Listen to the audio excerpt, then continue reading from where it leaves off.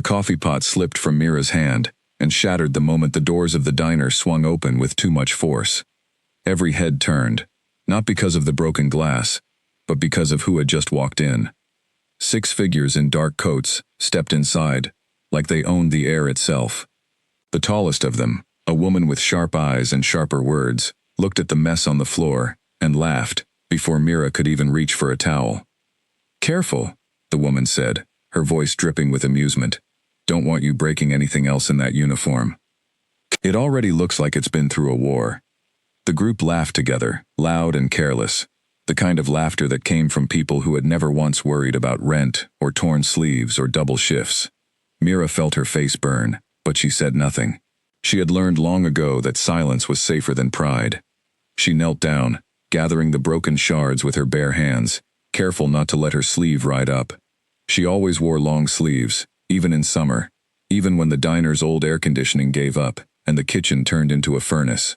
Nobody asked why anymore. Nobody except the mark on her wrist ever seemed to care, and it never spoke, only sat there, quiet and strange, a tattoo she never remembered getting.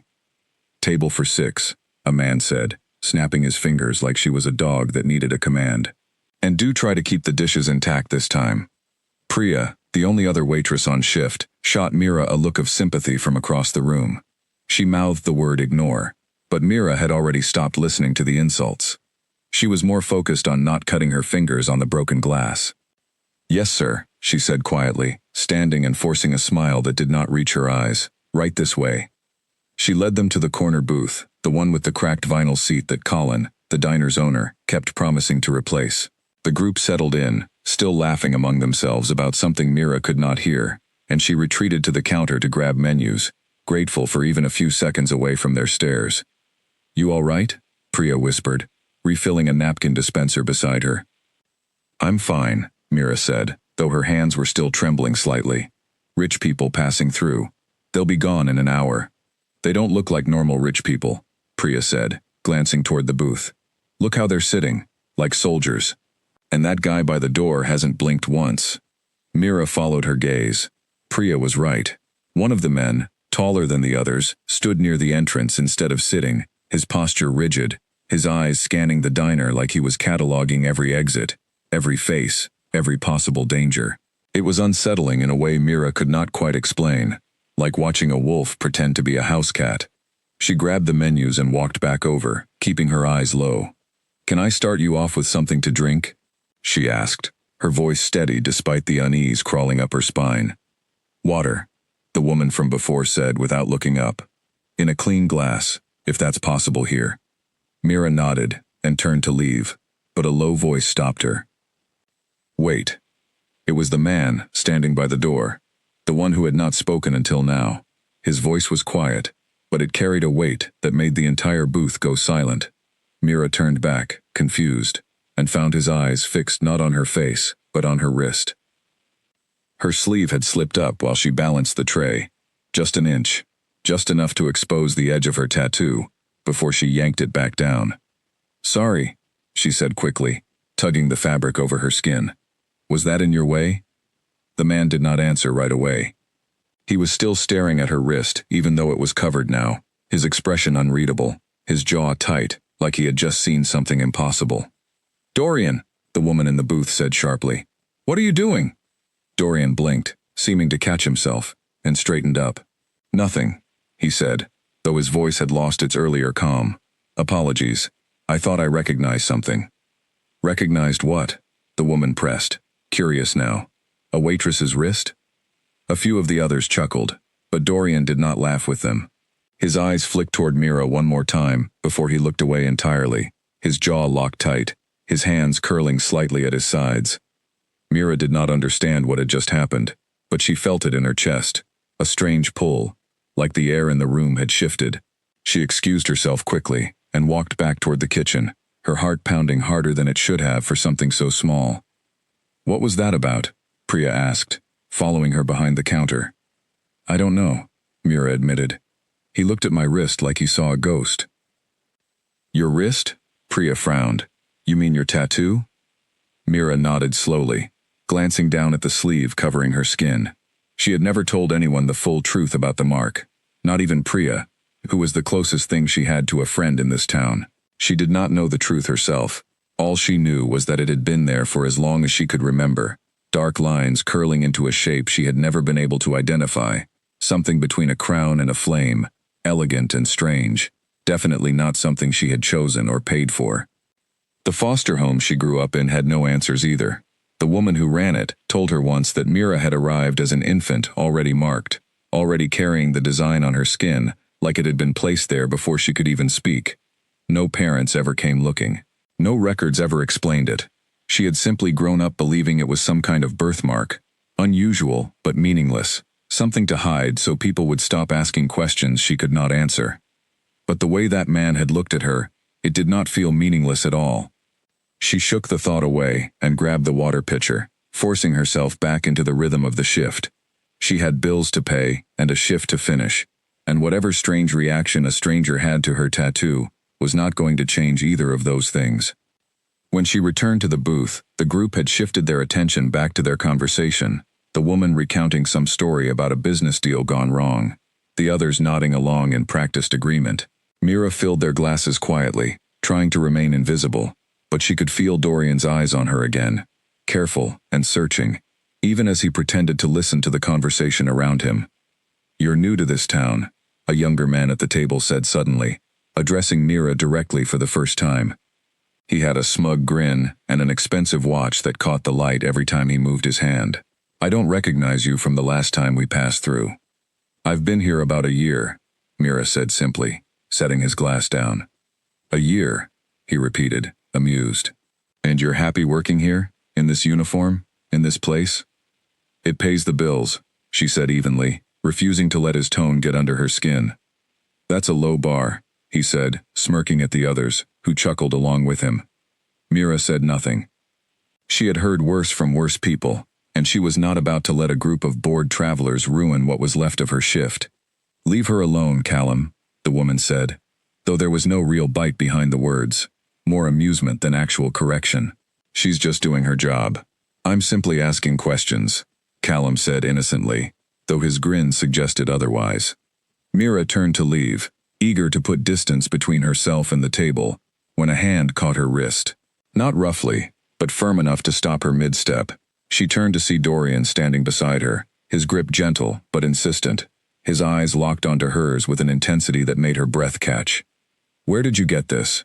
he asked quietly, his thumb brushing lightly over the fabric covering her tattoo. "Excuse me?" Mira pulled her arm back, unsettled by the sudden closeness. "I don't know you." "I'm sorry," Dorian said quickly, releasing her, though his eyes did not leave her wrist. "I did not mean to overstep. It's just, that mark.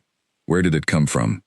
"It's a birthmark," Mira said, though even to her own ears, the answer sounded unconvincing, given how carefully she guarded it. "Why does it matter to you?" Dorian hesitated, glancing back at the booth where the others had gone quiet, watching the exchange with sudden interest. He seemed to be weighing something in his mind, some decision only he could see. "It doesn't," he said finally, though his voice lacked conviction. "My apologies again." He returned to his seat without another word, but Mira noticed the way his hands trembled slightly as he sat, the way his eyes kept flicking toward her every few seconds, even as the woman beside him continued talking as if nothing had happened. The rest of the shift passed in an uneasy blur. The group finished their meal, paid without complaint despite their earlier mockery, and gathered their coats to leave. Mira busied herself clearing the table, relieved the encounter was finally ending, when she felt a presence behind her. "A word," came the same low voice. She turned to find the tallest man from the group, the one who had barely spoken all evening, standing closer than she expected. He had a presence that filled the space around him, commanding in a way that made her instinctively straighten her posture, though she could not explain why. "Can I help you with something?" she asked, keeping her tone polite despite the strange tightness in her chest. "Your name," he said simply. It was not really a question. "Mira," she answered, unsure why she felt compelled to give it so easily. "Mira," he repeated, testing the word like it meant something more than it should. His eyes were sharp, assessing, moving briefly to her covered wrist before returning to her face. "How long have you lived in this town?" "About a year," she said again, echoing her earlier answer to Callum, though this time the question felt heavier, more deliberate. And before that? Why does that matter? Mira asked, her patience thinning despite her attempt to stay professional. The man studied her for a long moment, his expression unreadable, before he finally stepped back, seeming to reach some private conclusion. It doesn't, he said, echoing Dorian's earlier words almost exactly. Enjoy your evening. He turned and walked toward the door, his entourage falling into step behind him without a word, moving like a single unit rather than a group of separate people. Dorian lingered a moment longer than the rest, glancing back at Mira one final time, before following the others out into the night. Mira stood frozen behind the counter, watching the group disappear into the darkness outside, their expensive cars pulling away from the curb in perfect formation. What was all that about? Priya asked, appearing at her side with wide eyes. That guy asked your name, like he was interviewing you for something.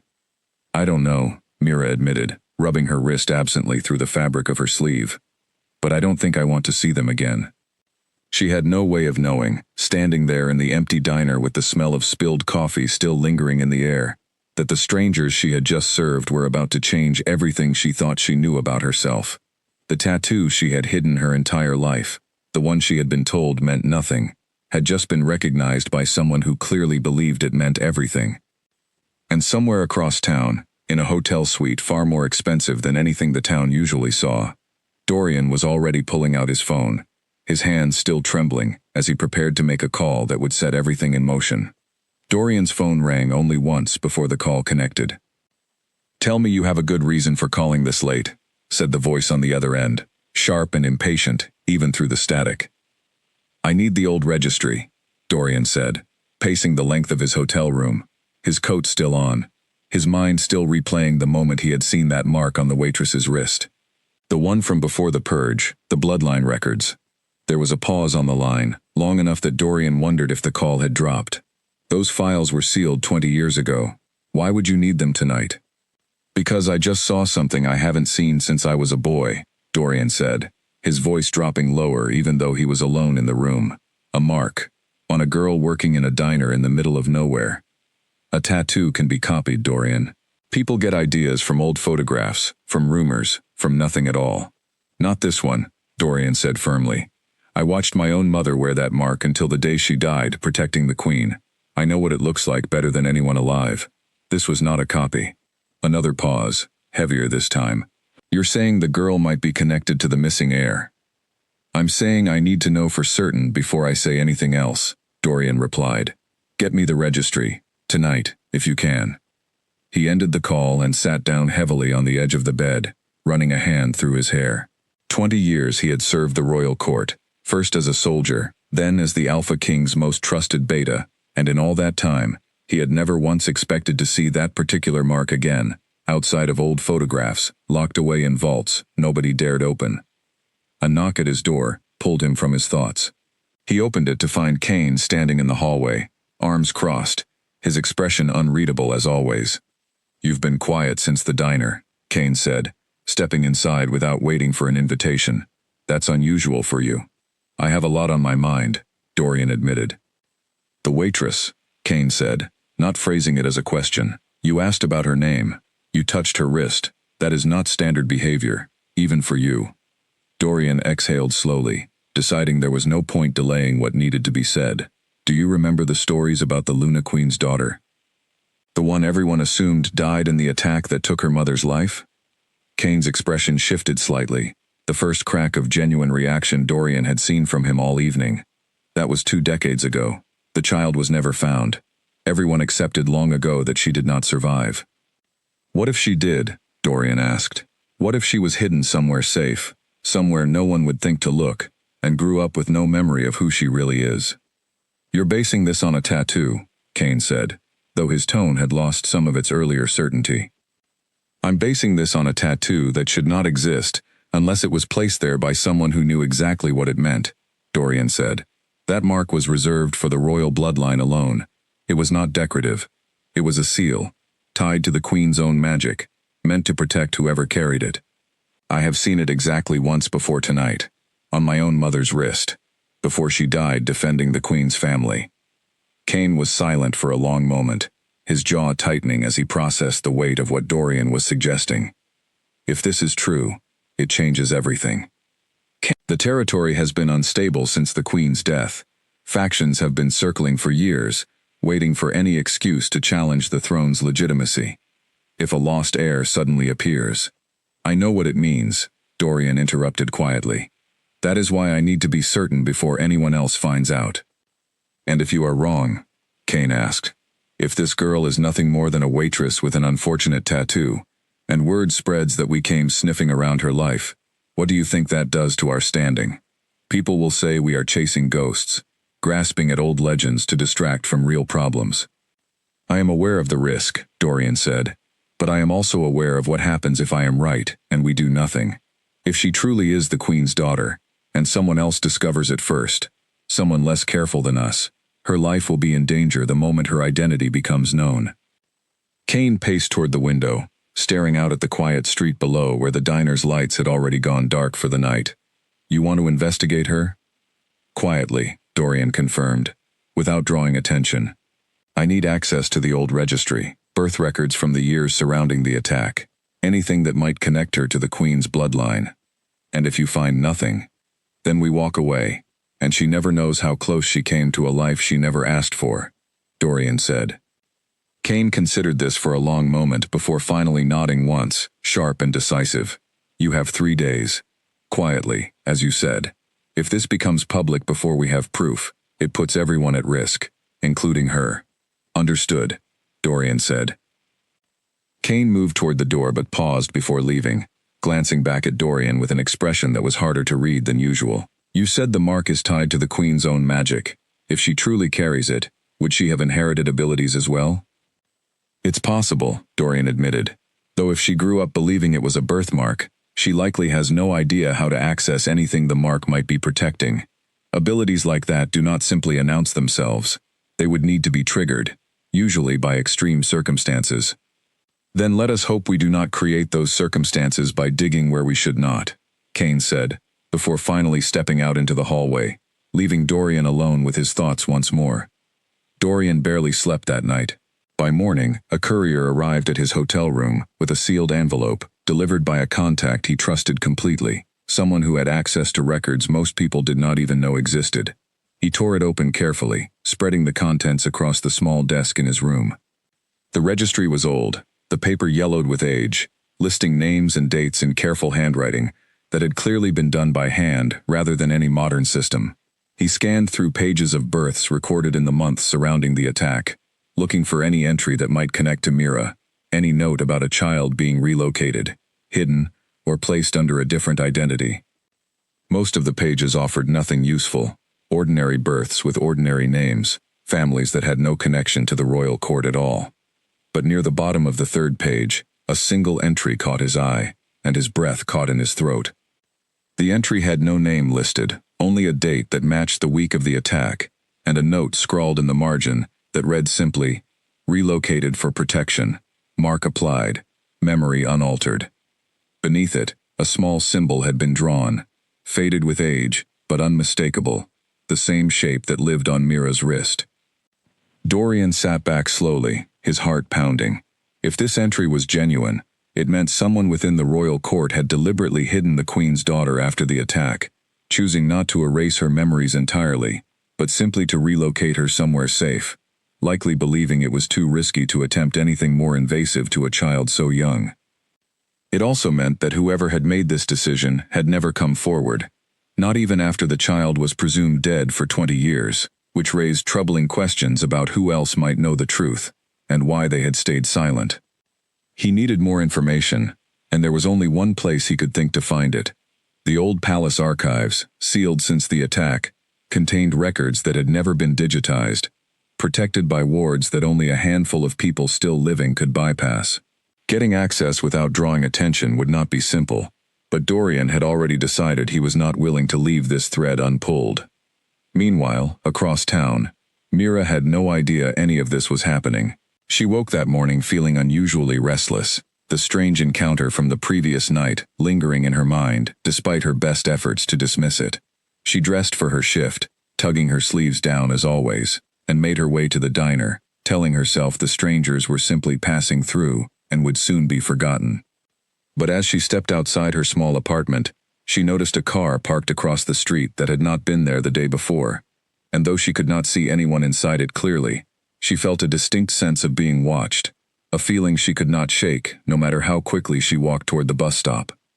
She told herself it was nothing, that she was simply on edge after the odd behavior of last night's customers, but the feeling followed her the entire ride to work, settling into her chest like a weight she could not name.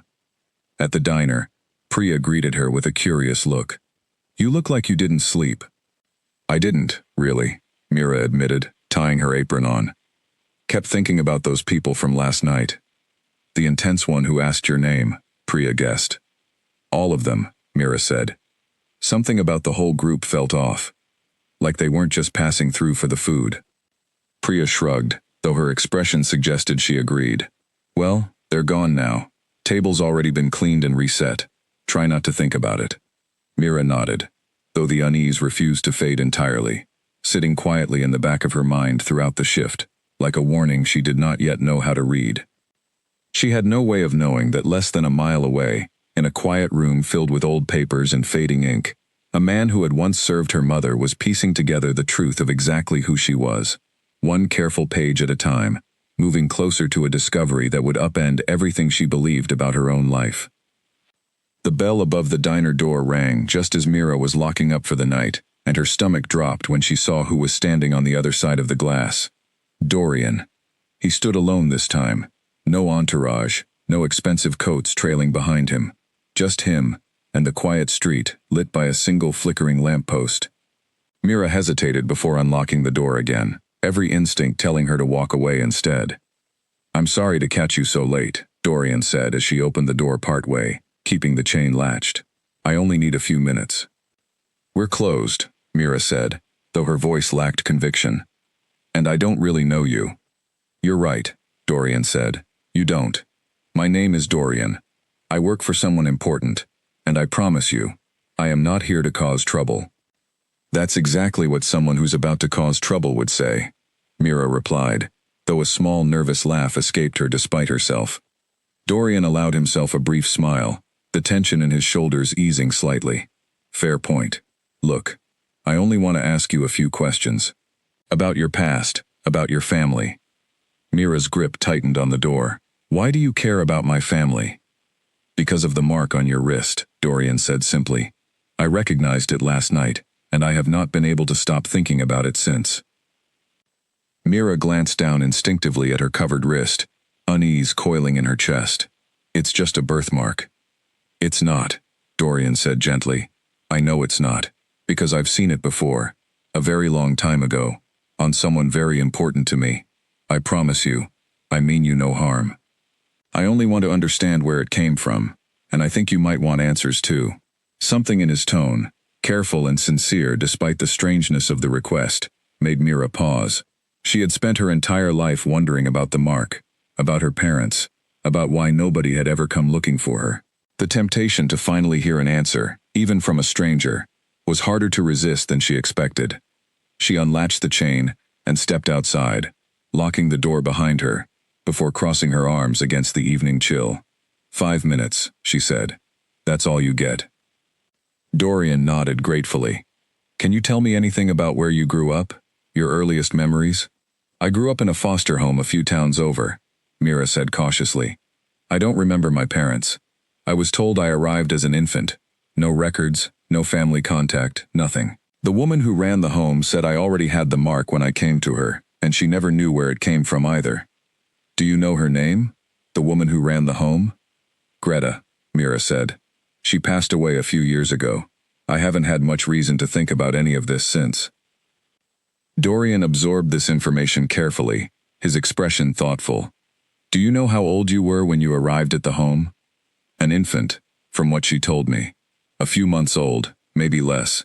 Why does any of this matter? It's just a strange story about an orphan with an odd tattoo." "It matters," Dorian said quietly, "because I believe your mark connects you to people who have been searching for someone like you for a very long time, though not in the way you might expect." Mira felt a chill that had nothing to do with the night air. What do you mean, searching for someone like me? Dorian hesitated, clearly weighing how much to reveal. There was a woman, many years ago, who held great importance in a community I am part of.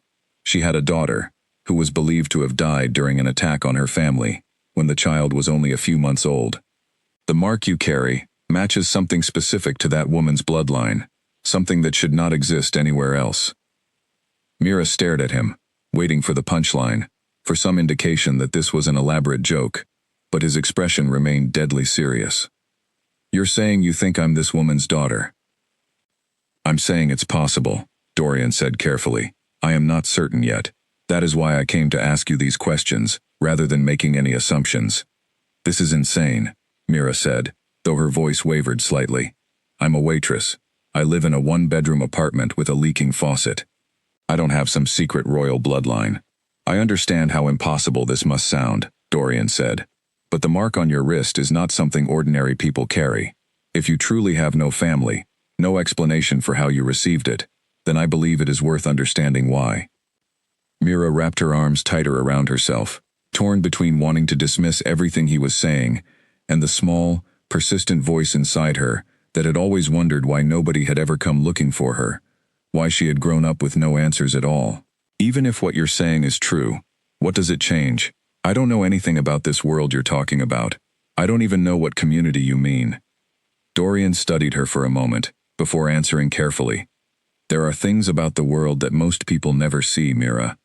Communities that exist quietly alongside everyone else, hidden by necessity rather than choice. If your connection to this bloodline is real, it would mean you are part of something much larger than you realize, something that comes with both protection and danger. Danger, Mira repeated. That's reassuring. I would rather be honest with you than pretend this is simple, Dorian said. The woman I mentioned, the one I believe might be your mother, died protecting her family from people who wanted to seize control of a position she held. If you are her daughter, there may be those who see your existence as a threat, simply by virtue of who your family was. Mira felt her pulse quicken, unease settling deep into her chest. So you're telling me that even if this is true, it puts me in danger just by knowing about it? I would not have come to you if I did not believe you deserved the truth, Dorian said. But yes, I want to be honest about the risks involved.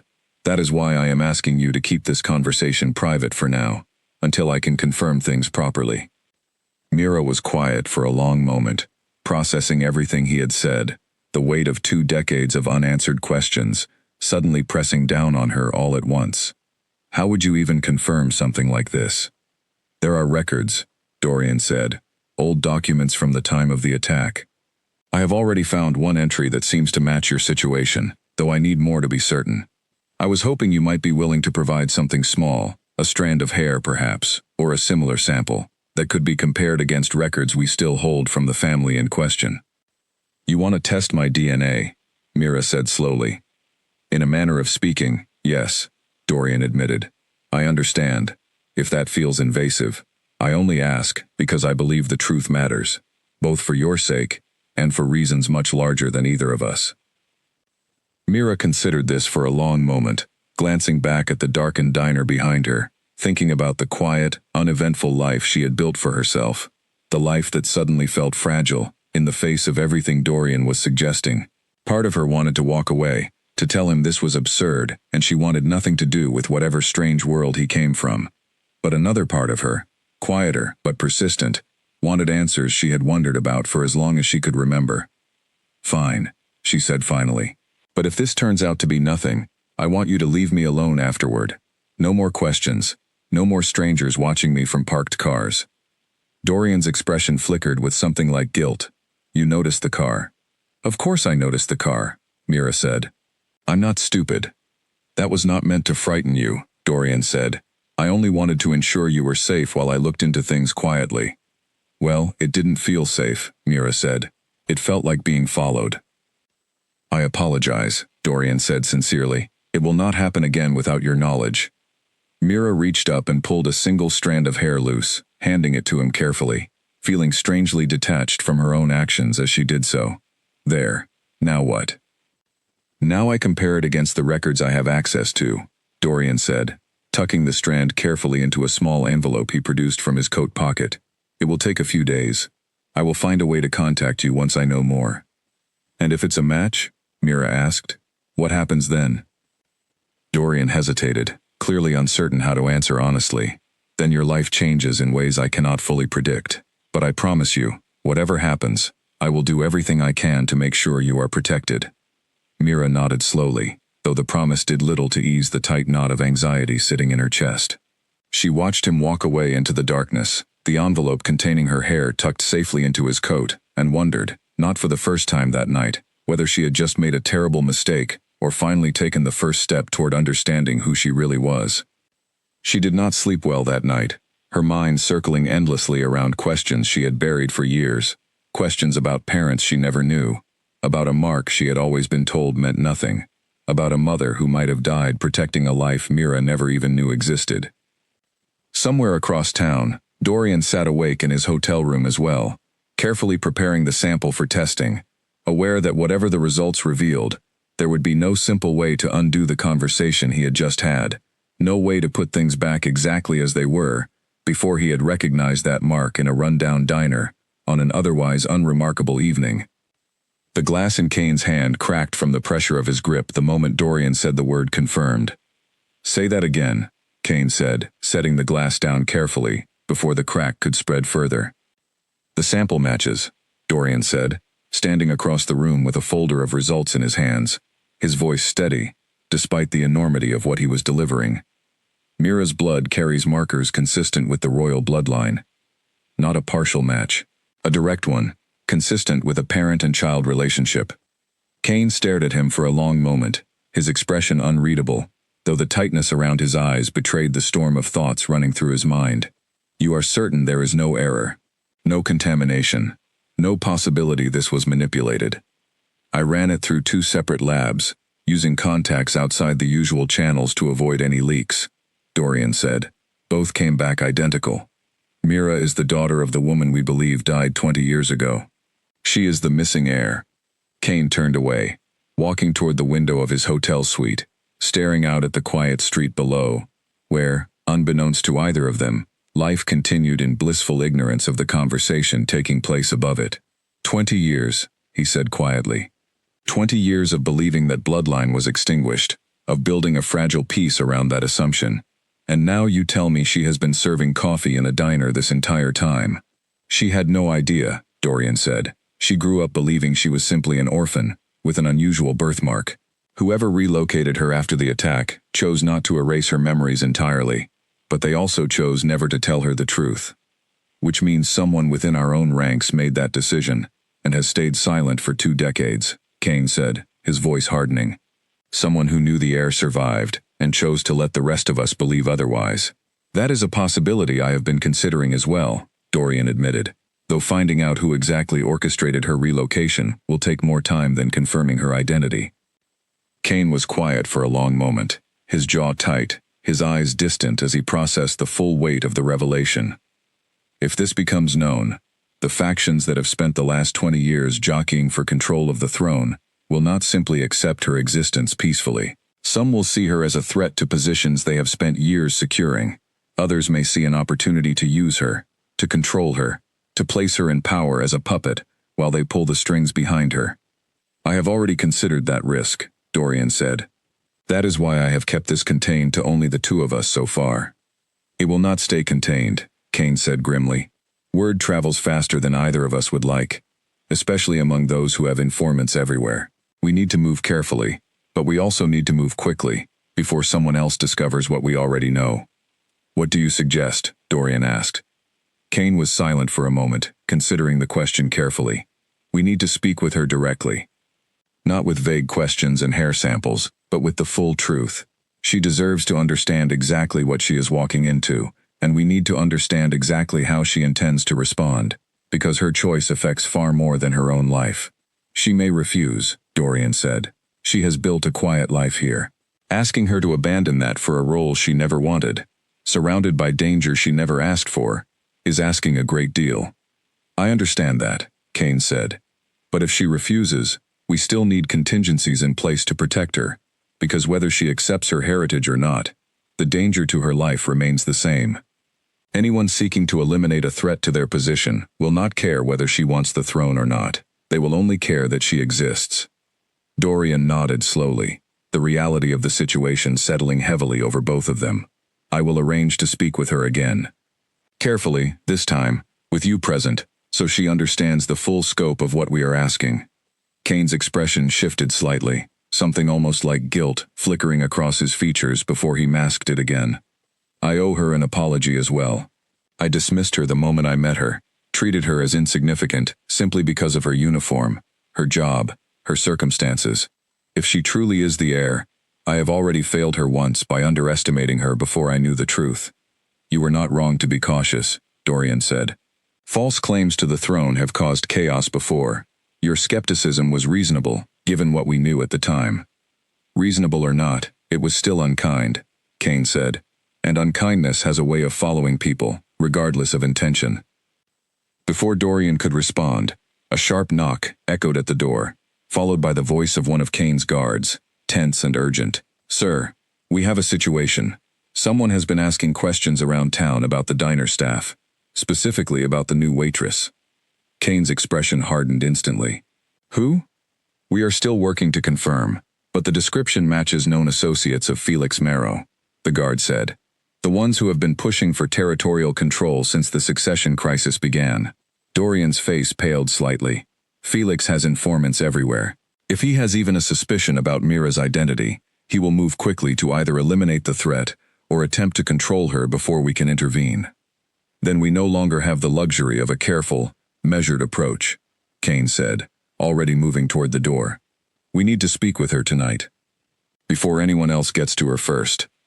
The three of them moved swiftly through the hotel, gathering additional guards along the way.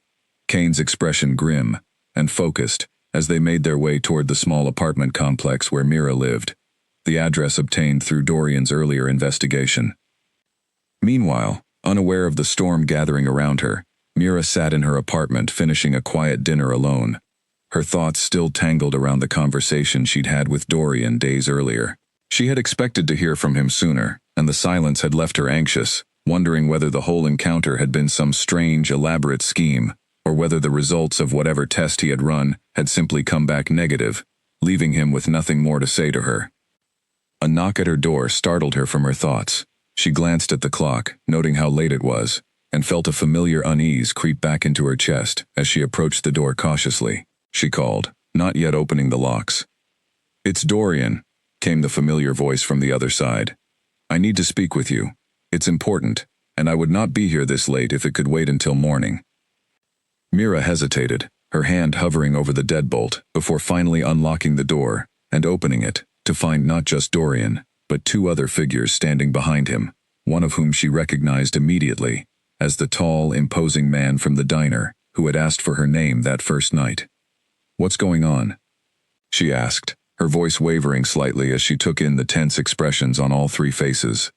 May we come in? Dorian asked. This is not a conversation we can have safely in a hallway. Mira glanced between them, her instincts warring between caution and curiosity, before finally stepping aside to let them enter. Whatever news they carried, judging by the tightness in their expressions, it was not going to be simple, and she suspected the quiet life she had built for herself over the past year was about to change in ways she could not yet fully understand. Mira's small living room suddenly felt impossibly crowded, with the three of them standing inside it, their presence filling every corner of the modest space she had worked so hard to make her own. Someone want to explain what's happening?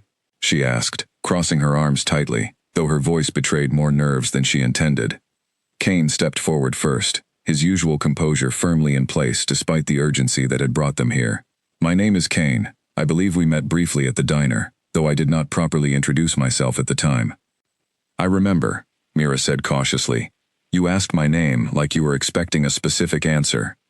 I was, Kane admitted, though at the time, I did not believe the answer would matter as much as it has turned out to. The test came back, Dorian said gently, stepping closer. The results confirmed what I suspected the night I first saw your tattoo. Mira, you are the daughter of a woman who held great importance in a community that exists alongside the world you know, though hidden from most people's awareness. Mira felt her chest tighten, the news landing with more force now that it was official, rather than speculative. You're saying this is real, that I'm actually connected to whatever bloodline you were talking about? Yes, Dorian said simply. Your mother was known as Grace, a woman who held a position of significant leadership within our community, before she was killed protecting her family during an attack 20 years ago. You were believed to have died alongside her, but it appears someone chose to relocate you instead, hiding you safely, while allowing the world to believe you were gone. And this community you keep mentioning, Mira said slowly. What exactly is it? Kane and Dorian exchanged a brief glance, before Kane spoke again, his voice steady, despite the strangeness of what he was about to reveal. We are not entirely human, Mira. Our community exists across many territories, hidden from ordinary society, governed by families who carry abilities beyond what most people believe is possible. Your mother led one such territory before her death, and by right of blood, that position now belongs to you. Mira let out a short, disbelieving laugh, though there was no humor in it. You're telling me I'm not human? You are partially human, Dorian clarified gently. Your mother's bloodline carries abilities passed through generations, though they typically remain dormant unless triggered by specific circumstances. Given that you grew up unaware of your heritage, it's likely those abilities have never surfaced. This is insane, Mira said, running a hand through her hair, her mind spinning with the implications of everything she was hearing. You're asking me to believe that I have some kind of supernatural ability, just sitting inside me, and that my birth mother was some kind of leader, in a hidden world I've never even heard of. I understand how impossible this sounds, Kane said. But I assure you, everything Dorian has told you is true, and I regret deeply the manner in which I treated you the first time we met, dismissing you, without understanding who you truly were. Mira's eyes narrowed slightly. So this changes how you treat me, because apparently I'm important now. That is not what I meant, Kane said, his tone gentler than she expected.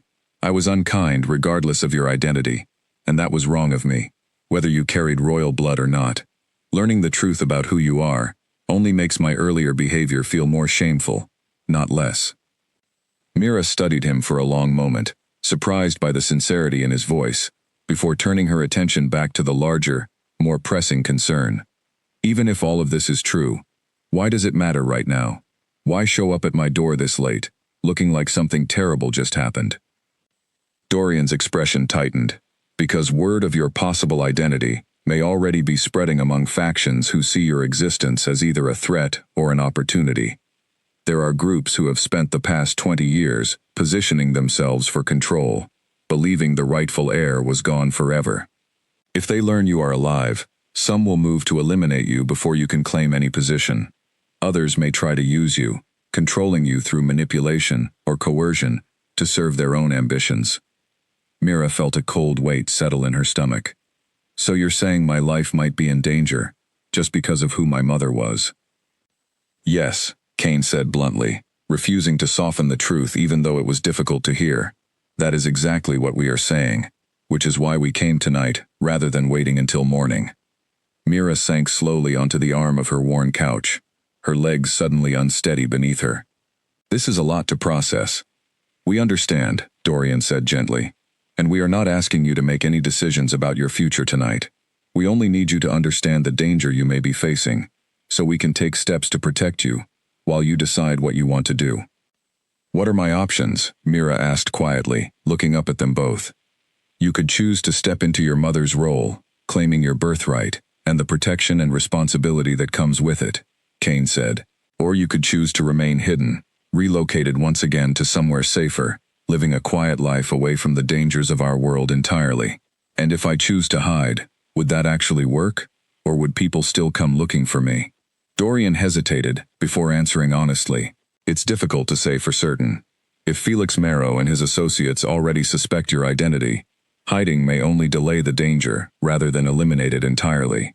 Your safest option, though I understand how difficult this may be to hear, may actually be accepting protection and support from those who wish to see you claim your rightful place. Mira closed her eyes for a moment, overwhelmed by the sudden collision of two entirely different lives, the quiet, ordinary existence she had built for herself, and the strange, dangerous world that had apparently been waiting for her all along, without her ever knowing it existed. "I need time to think about this," she said finally. "Of course," Kane said. "Though I would ask that you allow us to place additional protection around you in the meantime, regardless of what you ultimately decide. Your safety matters, whether or not you choose to accept the role waiting for you." Mira nodded slowly, too overwhelmed to argue the point. "Fine. But I still have work tomorrow. I can't just disappear from my life while I figure this out." "We understand," Dorian said. "We will ensure your daily routine remains as undisturbed as possible while we work to secure your safety."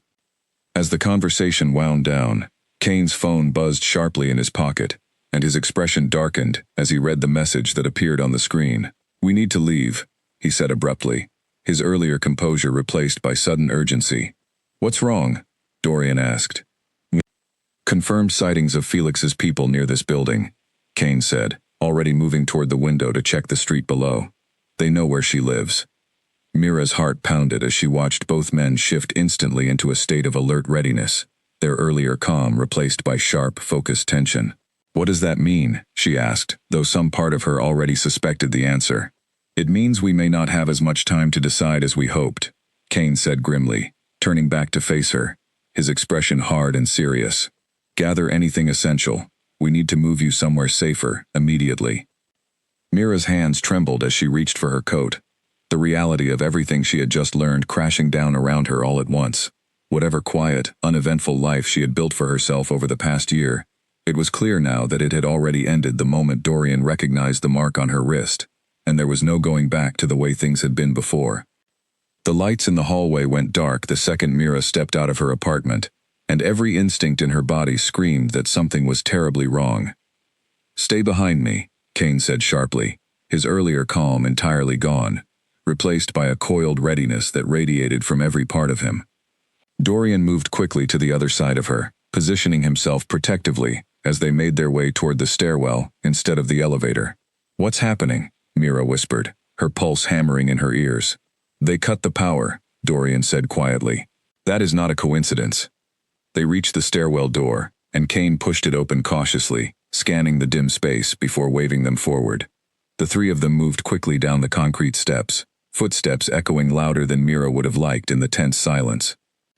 Halfway down, a shadow shifted at the base of the stairwell, and Kane immediately threw an arm out, stopping Mira and Dorian in their tracks.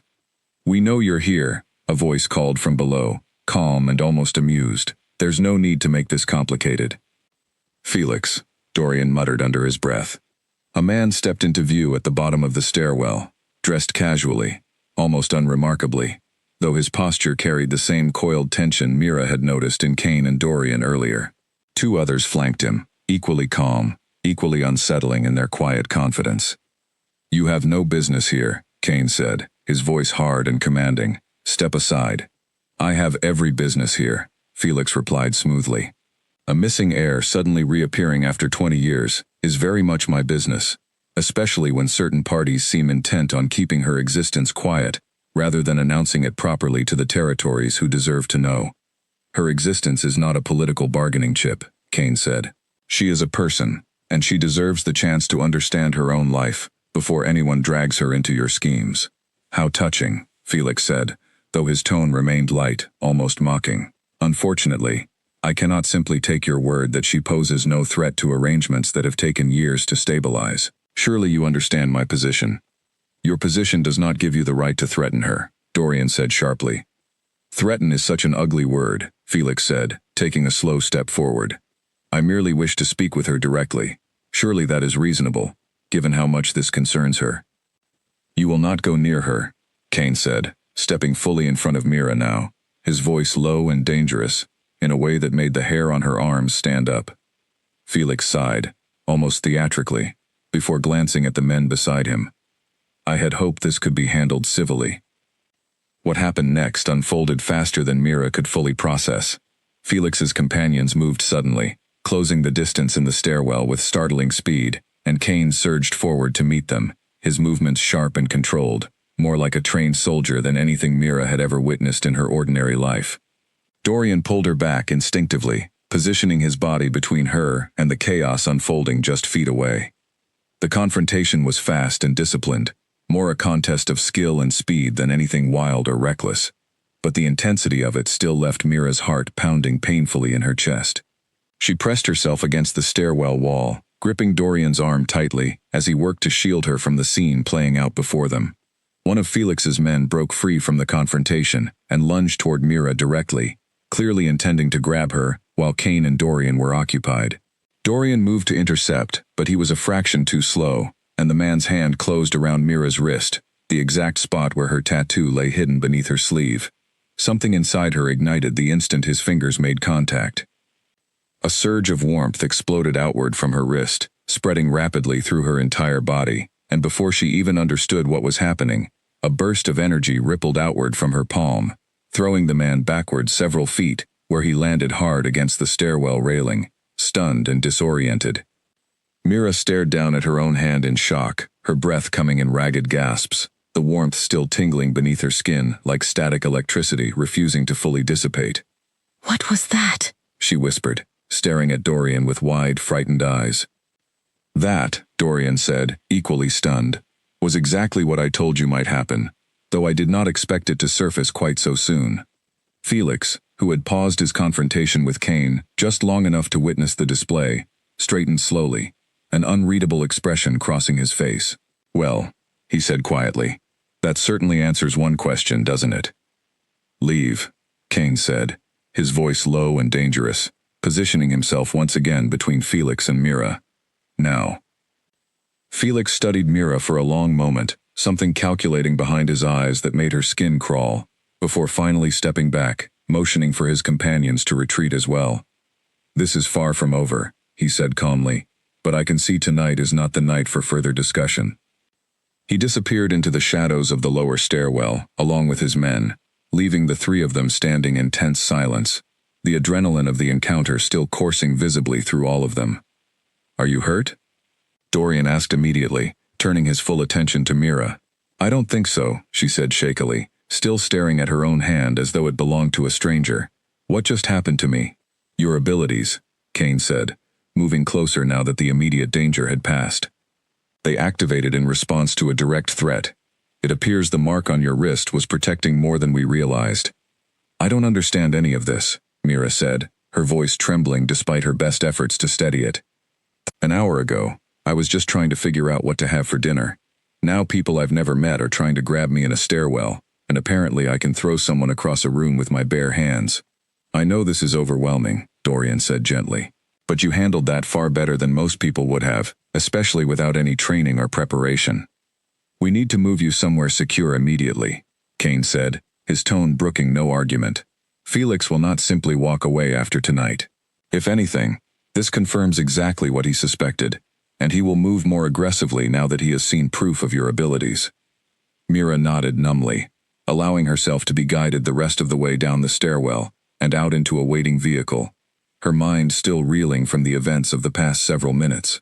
She had spent her entire life believing herself ordinary, unremarkable, someone whose biggest concern was making rent and getting through long shifts at a rundown diner. In the span of a single evening, that entire understanding of herself had been shattered completely, replaced by something far stranger and far more dangerous than she ever could have imagined. As the vehicle pulled away from the apartment complex, speeding toward wherever safety supposedly waited, Mira glanced down once more at her wrist, the tattoo hidden beneath her sleeve suddenly feeling less like an unexplained birthmark and more like a key to an entire world she had never known existed, a world that had just proven, in the most frightening way possible, that it was not going to leave her alone anytime soon. Mira woke with a start, her heart racing, before she even remembered why, the unfamiliar ceiling above her taking a moment to register in her sleep-fogged mind. She sat up quickly, taking in the unfamiliar room, spacious and quiet, nothing like her small apartment with its leaking faucet and thin walls. Sunlight streamed through heavy curtains, and for a moment, she almost convinced herself the events of the previous night had been nothing more than an elaborate dream.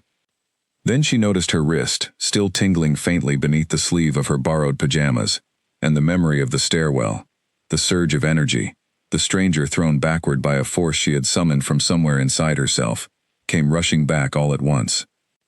A soft knock sounded at the door, before Dorian's voice called through it. "Mira, are you awake?" Yes, she called back, pulling herself together enough to answer steadily. Come in. Dorian entered, carrying a tray with breakfast, setting it down carefully on the small table near the window. I thought you might be hungry. You slept through most of the morning. How long was I out? Mira asked, rubbing her eyes. Nearly 12 hours, Dorian said. Your body likely needed the rest after everything that happened. Using an ability for the first time, especially without training, can be exhausting. Mira glanced down at her wrist again, flexing her fingers slowly, half expecting another surge of energy to erupt without warning. Does it happen again? Randomly, I mean? Typically, abilities respond to specific triggers, most often related to protection or extreme emotion, Dorian said. With proper guidance, you would eventually learn to summon and control it deliberately, rather than only in moments of danger. Proper guidance, Mira repeated. You mean training, like some kind of supernatural boot camp? Dorian allowed himself a small smile. Something like that, though hopefully less intense than it sounds. Mira picked at the food on the tray, her appetite still unsettled, despite the hunger gnawing at her stomach. Where exactly are we? A secure property belonging to Kane's family, Dorian said, heavily protected, far from the town, somewhere Felix's people would have significant difficulty locating quickly. And Kane? Mira asked. Reviewing records in the study downstairs, Dorian said. He has been there most of the morning, along with someone I asked to join us, a woman named Elena, who has served as the keeper of our historical archives for many years. She holds records from the time of the attack that may answer many of the questions you still have. Mira set down her fork, her curiosity outweighing her lingering exhaustion. I want to see them. I thought you might, Dorian said. Finish eating first. There is no rush now that we are somewhere secure. 20 minutes later, dressed in clothes that had been left for her, simple but clearly of much better quality than anything in her own closet, Mira made her way downstairs, following Dorian into a study lined with tall bookshelves and old, leather-bound volumes. Kane stood near a large desk, speaking quietly with an elderly woman, whose sharp eyes softened the moment they landed on Mira. There she is, the woman said warmly, stepping forward. I am Elena. I have waited a very long time to meet you, though I confess, I never expected the day would actually come. You knew my mother, Mira said, the words feeling strange in her mouth even as she spoke them. I did, Elena said, her expression turning gentle and a little sorrowful. Grace was one of the finest leaders our territories have ever known. Kind, fair, fiercely protective of those under her care. Losing her the way we did was a wound that never fully healed for many of us. Can you tell me what happened? Mira asked. The night of the attack? Elena glanced briefly at Kane, who nodded silently, before she gestured for Mira to sit down across from her at the desk. Your mother had many enemies, though not for any fault of her own, simply because leadership in our world often attracts those who wish to seize power for themselves. A faction opposing her rule launched an assault on her home, hoping to eliminate her and claim the territory for themselves. And she died protecting me, Mira said quietly. She died protecting everyone she could, Elena said, including you. In the chaos of the attack, one of her most trusted guards managed to escape with you, understanding that if the attackers realized you had survived, they would not stop until you were eliminated as well. That guard made the difficult decision to relocate you somewhere far from our world, choosing to leave your memories intact rather than erase them entirely, believing it was safer for you to eventually understand your own history, if circumstances ever allowed. Who was this guard? Mira asked. Why didn't they ever come back for me? Elena's expression grew heavier. The guard died only a few years after relocating you, in circumstances unrelated to the attack itself. The knowledge of where you had been placed died with them, as they had wisely chosen not to record your specific location anywhere that could be discovered by the wrong people. It is only through the mark on your wrist, and Dorian's memory of what that mark represents, that we were able to find you again at all. Mira absorbed this slowly, the weight of an entire hidden history settling over her. So for 20 years, everyone believed I was dead, simply because there was no way to trace where I had gone. Essentially, yes, Elena said. It was, in some ways, the safest possible outcome, though it came at the cost of you growing up without any knowledge of who you truly were, or the family you had lost. Kane, who had remained quiet throughout most of the conversation, finally spoke. his voice softer than Mira had heard from him before. "I want to apologize again, properly this time, for how I treated you the night we met. I judged you based on nothing more than your uniform and your circumstances, without any understanding of who you actually were. And that judgment was wrong regardless of your bloodline. No person deserves to be mocked or dismissed the way my companions and I treated you that evening." Mira studied him carefully, surprised by the sincerity in his tone. "I appreciate that, though I think what matters more right now is figuring out what happens next." "That is entirely your decision," Elena said gently. "Your mother's territory has been managed by a council since her death, awaiting any legitimate claim to leadership. You have every right to step into that role, should you choose to. But you also have every right to decline, to live whatever life you wish, free from the responsibilities your bloodline carries." "And if I decline," Mira said slowly, "Felix and people like him will still come after me, won't they? Because of what I represent, regardless of what I actually choose to do." Nobody answered immediately, the silence in the room confirming what Mira had already suspected. "Then I suppose the real question," she said quietly, mostly to herself, "is not whether I want any of this. It's whether hiding from it will actually keep me safe, or whether stepping forward is the only way to protect myself, and possibly everyone else who might get caught in the crossfire if I don't." Elena reached across the desk, placing a gentle hand over Mira's. "Your mother faced a similar burden when she first accepted her role, knowing the dangers involved yet choosing to lead regardless, because she believed the alternative, leaving the territory vulnerable to those with far less honorable intentions, was worse. You share more of her spirit than you may realize, even without any training or preparation." Mira looked down at her wrist, the tattoo hidden once again beneath her sleeve, and felt, for the first time since this entire ordeal began, something steadier settle into her chest. Not certainty exactly, but the beginning of a decision taking shape. "I need to understand more before I decide anything," she said finally. "About my mother. About the territory. About what it would actually mean to step into this role. But I don't think running from this is really an option anymore, is it?" "No," Kane said quietly. "I do not believe it is." Mira nodded slowly, steeling herself for whatever came next, aware that the quiet, uncomplicated life she had once known was well and truly behind her now, replaced by a legacy she had never asked for, but could no longer ignore. The training room floor came up hard against Mira's shoulder for the third time in a row, and she groaned as she stared up at the ceiling, wondering if her body would ever stop protesting this new routine. "You're overthinking it," Kane said, extending a hand to pull her back to her feet. "Your ability responds to instinct, not calculation. The moment you start thinking too hard about summoning it, you lose the very thing that makes it work." "Easy for you to say," Mira muttered, taking his hand and letting him haul her upright. "You've had years to master whatever ability you have. I've had exactly one accidental outburst in a stairwell, and about a week of trying to replicate it on purpose." A week had passed since the confrontation with Felix, and in that time, Mira had settled, however uneasily, into life at the secured property, spending her mornings with Elena, learning about her mother's history, and her afternoons with Kane, attempting to understand and control the ability that had surfaced so violently the night they fled her apartment. "Progress takes time," Kane said, stepping back into a ready stance. "You threw a fully grown man several feet without any training at all. That alone tells me the ability inside you is considerable. It simply needs proper cultivation." "And if Felix shows up again before I've cultivated anything useful?" Mira asked, only half joking. Kane's expression sobered slightly. "Then you rely on the instincts that already saved you once, and you trust that Dorian and I will not allow anything to happen to you in the meantime." Mira studied him for a moment, noting the shift that had occurred gradually over the past week, the way his earlier coldness had softened into something steadier, more protective, though never quite losing its commanding edge. "Can I ask you something?" "Of course," Kane said. "Why does any of this matter to you personally?" Mira asked. "You're an Alpha King, ruling your own territory. My mother's territory isn't yours to protect.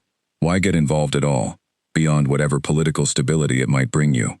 Kane was quiet for a long moment, considering his answer carefully. "Your mother was an ally to my family long before either of us were born into our positions. Her death destabilized far more than just her own territory. It created a ripple of uncertainty that has made governing far more difficult for everyone, myself included. Restoring legitimate leadership to her lands would benefit the stability of the entire region. That's the political answer, Mira said. What's the honest one? Kane's jaw tightened slightly, and for a moment, Mira wondered if he would simply deflect the question entirely. Instead, he sighed, running a hand through his hair. The honest answer is that I have not stopped thinking about the way I treated you the first night we met. I have led my territory for many years, and I have made countless decisions I stand firmly behind. But the way I dismissed you in that diner, mocking you without understanding who you were, has stayed with me in a way few things do.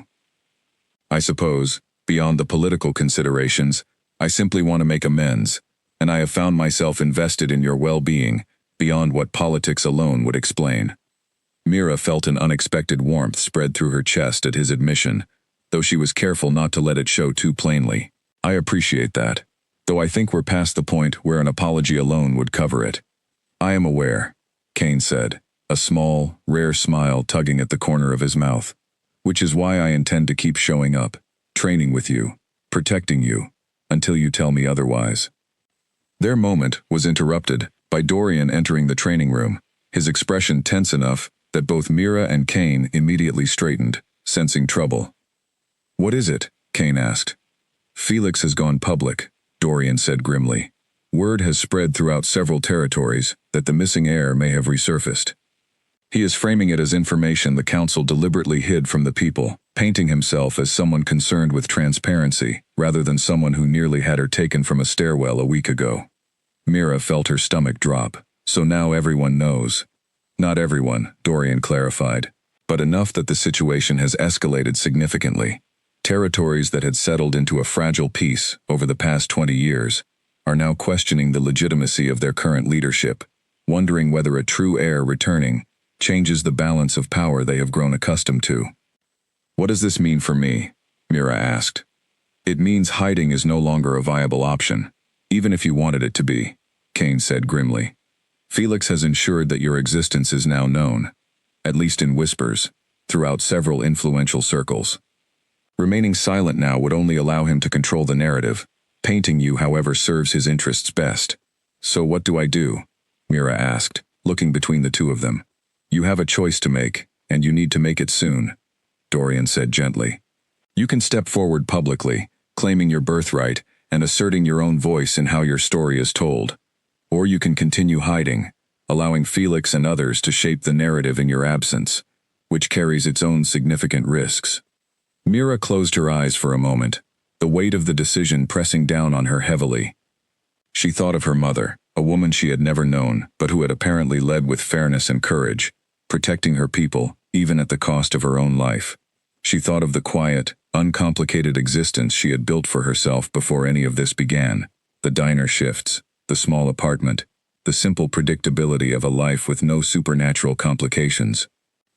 But that life was already gone, shattered the moment Dorian recognized the mark on her wrist, and pretending otherwise would only leave her vulnerable to people who had already proven willing to grab her in a dark stairwell without a second thought.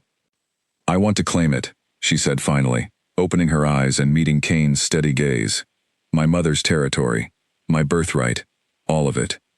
Kane's expression shifted, something like quiet pride flickering across his features. Are you certain? Once you claim this publicly, there is no retreating from it. You will carry the responsibilities and the dangers for the rest of your life. I'm certain, Mira said, surprising herself with how steady her voice sounded, despite the uncertainty still churning inside her. I spent my entire life wondering why nobody came looking for me, why I never had answers about my own family. Now I finally have those answers, and I'm not going to let someone like Felix decide what happens next, simply because I was too afraid to claim what's already mine.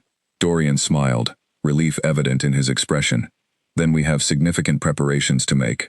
Claiming your position properly requires a formal presentation before the council, along with verification of your bloodline that the wider territories will accept as legitimate. And protection, Kane added firmly. Felix will not simply accept your claim peacefully. We need to anticipate further attempts to undermine or eliminate you before you can formally establish your position. Mira nodded, steadying herself for the challenges ahead. Then let's get started. I've spent enough of my life not knowing who I am. I'm not interested in spending any more of it running from it either. As the three of them began outlining the preparations needed for what lay ahead, Mira felt something settle inside her. Not quite confidence, but the steady beginnings of it. A sense that whatever challenges awaited her, she was no longer facing them as the confused, frightened waitress from that first strange night at the diner. She was beginning, slowly but surely, to become someone else entirely. Someone capable of claiming a legacy she had never asked for, but was no longer willing to let slip away. The council chamber doors burst open before the ceremony had even properly begun, and Felix Marrow strode inside like he had every right to interrupt the proceedings entirely. "Forgive the intrusion," he said, his voice carrying easily across the vast hall, filled with representatives from every territory that had been invited to witness Mira's formal presentation. "But I believe the council deserves to hear all relevant information before granting legitimacy to a claim this significant." Mira stood near the front of the chamber, dressed in clothing far more formal than anything she had ever worn before, her heart pounding, as every eye in the room shifted between her and the man who had already tried once to have her seized in a stairwell. "This is not the appropriate venue for grievances, Felix," said the council's presiding elder, an older woman with sharp eyes and a voice that commanded immediate silence. "The verification process for Mira's bloodline has already been completed and reviewed thoroughly by this council." "Reviewed by whom?" Felix asked smoothly, turning to address the assembled representatives directly, rather than the elder who had spoken. "By Kane's own beta, a man with personal ties to the very bloodline in question. Forgive me if I find that verification somewhat lacking in impartiality." Murmurs spread through the chamber, and Mira felt her stomach tighten with anxiety, though she forced herself to remain outwardly composed, remembering the training she had undergone over the past several weeks, both physical and otherwise, preparing her for exactly this kind of confrontation. The verification included independent laboratory testing, conducted through 2 separate facilities, with no connection to Kane's territory whatsoever, Dorian said calmly, stepping forward from where he had been standing near Mira. "The results were consistent and conclusive. I would be happy to provide the council with full documentation, should anyone wish to review it personally." "Documentation can be falsified," Felix said, though his confidence seemed to waver slightly under the weight of Dorian's calm response. "What I question is not merely the paperwork, but the timing of this sudden discovery. 20 years, and suddenly, conveniently, an heir appears just as territorial tensions have reached a critical point. Are you suggesting I orchestrated this entire situation?" Mira asked, finally speaking for herself, her voice steadier than she expected given the nerves twisting inside her. Felix turned to face her directly, something calculating flickering behind his eyes. "I am suggesting that convenient timing deserves scrutiny, nothing more." "Then scrutinize it," Mira said, stepping forward despite Kane's slight, protective movement beside her. "I did not seek this out. I spent my entire life believing I was simply an orphan, with an unexplained mark on my wrist. I had no knowledge of my mother, no knowledge of this world, no knowledge that any of this existed, until Dorian recognized my tattoo, in a diner, where I was working an ordinary shift. If anything about this timing feels convenient to you, I would suggest examining your own motivations for objecting so forcefully to my claim, rather than questioning mine."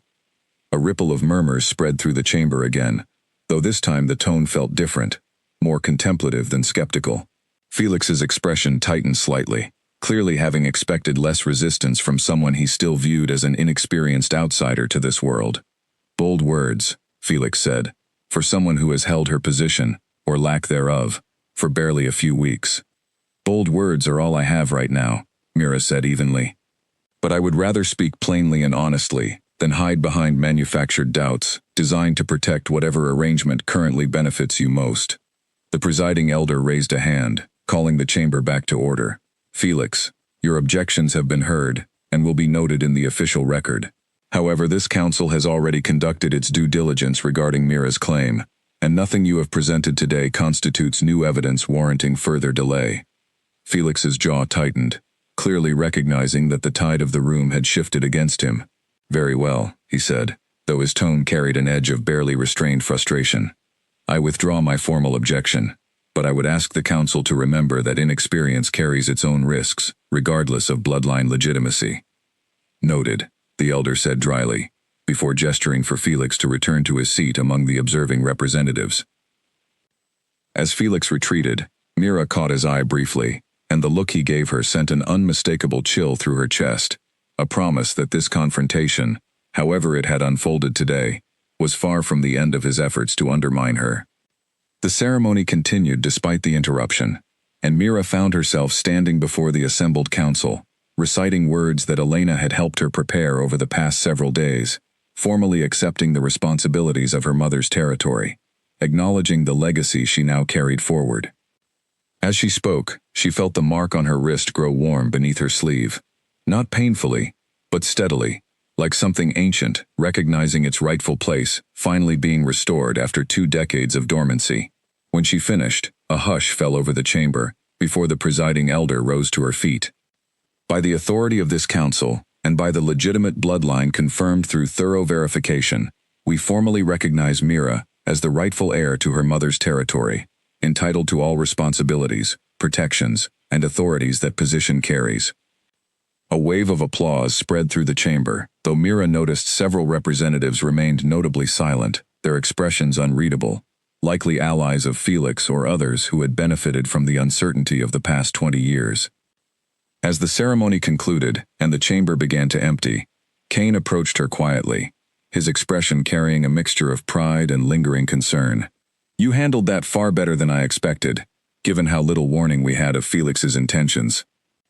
"I had good teachers," Mira said, glancing toward Dorian and Elena, both of whom offered warm, encouraging smiles. "Felix will not simply accept this outcome," Cain said quietly, his tone shifting back toward the careful vigilance she had grown accustomed to over the past weeks. "Today was a setback for him, not a defeat. He will regroup, and he will look for other opportunities to challenge your position." "I know," Mira said, surprising herself with how calmly she accepted this reality. "But I'm no longer facing that possibility as someone confused and unprepared. Whatever he tries next, I intend to be ready for it." Cain studied her for a long moment, something warm and unmistakable passing between them that had nothing to do with politics or bloodlines or territorial disputes. "I believe you," he said quietly, "and I intend to make certain you are never facing any of it alone." Mira felt her cheeks warm slightly at the sincerity in his voice, though she pushed the feeling aside for the moment, aware that there were still significant challenges ahead before she could allow herself to fully process whatever was developing between them. As they left the council chamber together, the weight of her newly reclaimed title settling heavily but steadily onto her shoulders, Mira allowed herself a small, quiet moment of pride, recognizing how far she had come from the frightened waitress who had once hidden her tattoo beneath long sleeves, terrified of anyone discovering the truth she never even fully understood herself. That woman was still part of her, she realized, but she was no longer the whole of who Mira had become, and whatever Felix planned next, whatever challenges still awaited her, she intended to face them as her mother once had, with courage, with fairness, and with people at her side she had come to trust completely. The diner looked exactly the same as it had the night everything changed, the same cracked vinyl booth, the same faded sign hanging slightly crooked above the counter, and yet Mira felt like an entirely different person walking through its doors this time. Priya nearly dropped the tray she was carrying when she spotted Mira standing in the entrance, dressed not in the worn uniform she remembered, but in clothing that clearly marked her as someone of significant standing, flanked by Cain and Dorian, both dressed with the same quiet authority Mira now carried herself.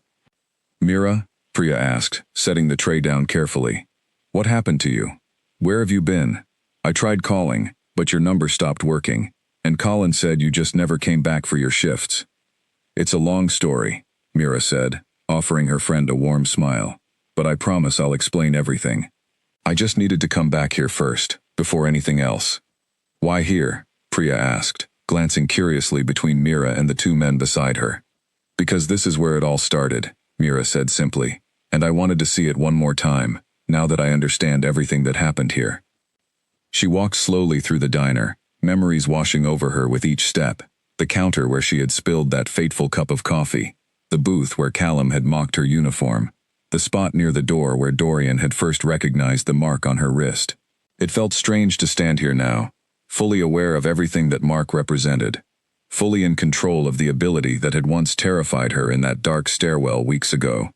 "You look different," Priya said quietly, studying her carefully. "Not just the clothes. Something about how you're standing.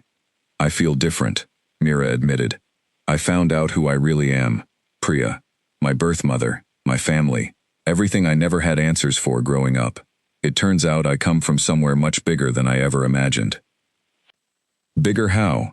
Priya asked, though something in her expression suggested she suspected the truth was stranger than she was prepared to hear. I'll explain everything, I promise, Mira said. But for now, just know that I'm safe, and I finally have answers I spent my whole life wondering about. As they spoke, the door chimed, and Mira felt an unexpected jolt of recognition as Sienna and Callum walked inside, the same wealthy travelers who had mocked her uniform that first fateful evening. They froze the moment they spotted her, standing there transformed, flanked by Kane and Dorian, who they clearly recognized immediately. You, Callum said, his earlier smugness replaced entirely by wide-eyed shock. You're the waitress from before. I am, Mira said calmly, meeting his gaze without flinching. But you're... Sienna trailed off, glancing nervously at Kane, clearly recalculating everything she thought she understood about the encounter weeks earlier. The missing heir, Mira finished for her. Yes, the same waitress you laughed at for her uniform is also the same woman who now holds legitimate authority over her mother's territory, confirmed and recognized by the full council. Callum's face paled considerably, and he opened his mouth as though searching for some appropriate response, though nothing seemed to come. Sienna, to her credit, recovered more quickly, offering an awkward but genuine bow of respect. We had no idea, she said quietly. Our behavior that night was inexcusable, regardless of who you turned out to be. It was, Mira agreed simply, without malice, though also without letting them off the hook entirely. I would ask that you remember, going forward, that kindness should never depend on someone's uniform, their job, or their apparent status. You never know who you might be speaking to, or what they might become. Callum, still visibly shaken, offered a stiff, uncertain bow as well, and the two of them retreated quietly to a booth, far from where Mira stood, clearly humbled by the unexpected reversal of everything they had assumed that first evening. Kane, standing quietly beside her throughout the exchange, allowed himself a small, proud smile. You handled that with more grace than I would have managed, given the circumstances. I'm not interested in revenge, Mira said honestly. I just want people to understand that treating others poorly always comes with consequences, even when you don't expect them. A lesson I learned firsthand, Kane said quietly, the night I dismissed you without understanding who you truly were. Mira glanced up at him, something warm passing between them, familiar now after the weeks they had spent together, training, planning, facing down threats together. You've more than made up for that, she said softly. Have I? Kane asked, his tone carrying a weight that suggested the question meant more than it appeared on the surface. You have, Mira confirmed, holding his gaze steadily. Though I suspect you already know that, given how much time you've spent making sure of it. Dorian, standing a respectful distance away, cleared his throat gently, drawing both their attention. Elena mentioned the council would like your formal response regarding the proposed alliance between your territory and Kane's within the next few days. Something about establishing stronger regional stability going forward. An alliance, Mira repeated, glancing at Kane with a raised eyebrow. Is that the political term for it? Kane's expression shifted, something almost bashful crossing his usually composed features. The council believes a formal alliance between our territories would provide significant stability, given recent tensions, though I confess, my interest in strengthening ties between us extends well beyond politics. Is that so? Mira said, unable to keep the small smile from tugging at her lips. It is, Kane said simply, stepping closer. His usual commanding presence softened into something more personal, more vulnerable than she had seen from him before. I have spent weeks trying to find the right moment to say this properly, and I suspect there may never be a perfect moment, given everything else demanding your attention. But I care for you, Mira, beyond any political consideration, beyond any responsibility either of us carries. I would like the chance to explore what that means, if you are willing. Mira felt warmth spread through her chest, entirely unrelated to her ability this time, simply the quiet, steady feeling of being genuinely seen and valued by someone who had once dismissed her so carelessly, but had worked so hard since to make amends. I think I would like that too, she said softly. Priya, watching the exchange from behind the counter with undisguised curiosity, could not help the small, delighted grin that spread across her face, though she remained tactfully silent, sensing this was not a moment to interrupt. As Mira stood in the diner that had once been the site of her deepest embarrassment, now transformed into the place where her entire life had changed for the better, she reflected on everything the past several weeks had taught her. She had learned that appearances meant nothing, that a worn uniform could hide an entire legacy, that kindness and cruelty both carried consequences far beyond what people often realized in the moment. She had learned that fear, however overwhelming, could be faced and overcome with the right support and enough courage to claim what truly belonged to her. Felix Marrow remained out there somewhere, undoubtedly planning his next move, and Mira knew the road ahead would not be simple or free of danger. But she no longer faced that uncertain future as the confused, frightened waitress who had once hidden her tattoo beneath long sleeves, ashamed of a mark she never understood. She faced it as her mother's daughter, recognized and respected, surrounded by people who had proven their loyalty through action rather than mere words, ready to build a legacy worthy of the woman who had given everything to protect her all those years ago. Outside the diner, the evening sun began to set, casting a warm golden light across the quiet street, and Mira allowed herself, for the first time in weeks, a genuine moment of peace, standing exactly where her story had begun, finally understanding exactly who she had always been meant to become.